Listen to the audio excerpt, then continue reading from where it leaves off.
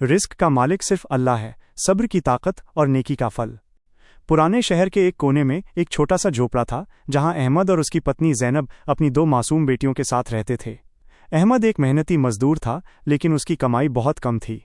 अक्सर उनके घर में फाके की नौबत आ जाती थी। पड़ोस में हामिद का आलीशान घर था, जो बड़ा लालची और गुरूर वाला व्यापारी था।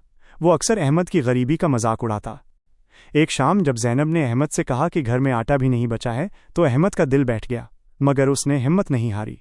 उसने आसमान की तरफ देखा और कहा, रिस्क का मालिक सिर्फ अल्लाह है।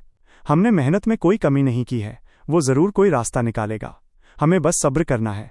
अगले दिन अहमद को शहर के बाहर एक बूढ़े शख्स ने काम दिया। वो काम था एक बड़ा गड्ढा खोदना। पूरे दिन की कड़ी मेहनत के बाद जब अहमद ने काम खत्म किया, तो बूढ़े शख्स ने उसे मजदूरी में एक पुरानी धूल भरी थैली दी। अहमद ने सोचा, शायद इसमें कुछ पुराने सिक्के होंगे। घर आकर जब ज़ैनब ने थैली खोली, तो उसमें सिर्फ पत्थर और मिट्टी थी। ज़ैनब रोने लगी, देखिए हमें मजाक का पात्र बनाया गया है। लेकिन अहमद का यकीन अटल था। उसने ज़ैनब को दिलासा दिया, ये अल्लाह का इम्तिहान है। शायद ये बूढ़ा शख्स खुद गरीब हो। हमें नेकी का फल उसी से मांगना चाहिए जिसने देने का वादा किया है। उस रात उन्होंने भूखे ही सोकर सब्र किया। उसी रात हामिद के गोदाम में आग लग गई।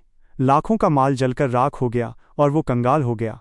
सुबह हुई तो अहमद रोज की तरह काम की तलाश में निकला। रास्ते में उसे वही बूढ़ा शख्स मिला। बूढ़े ने मुस्कुराकर कहा, अहमद, तुमने कल शिकायत क्यों नहीं की? अहमद ने जवाब दिया, शिकायत का क्या फ़ायदा? मैं जानता हूँ रिस्क का मालिक आप नहीं, अल्लाह है। आपने जो दिया मैंने शुक्र किया। बूढ़े की आंखें भर आईं। वो असल में उस शहर का सबसे बड़ा धनी था, जो अपनी दौलत का वारिस चुनने के लिए लोगों के सब्र और ईमानदारी को परख रहा था। उसने अहमद को गले लगाया और कहा, तुम्हारे सब्र की ताकत और नेकी का फल तुम्हें मिला। ये शहर की सबसे बड़ी कारोबारी जागीर तुम्हारी है। अब इसे ईमानदारी और रहमदिली से चलाना। अहमद की आंखों में आंसू थे। वो सजदे में गिर गया और अल्लाह का शुक्र अदा किया। उस दिन सबको यकीन हो गया कि दुनिया की दौलत की दौड़ बेकार है, क्योंकि रिस्क का मालिक सिर्फ अल्लाह है। क्या आप सब्र और नेकी के विषय पर कोई और कहानी सुनना चाहेंगे?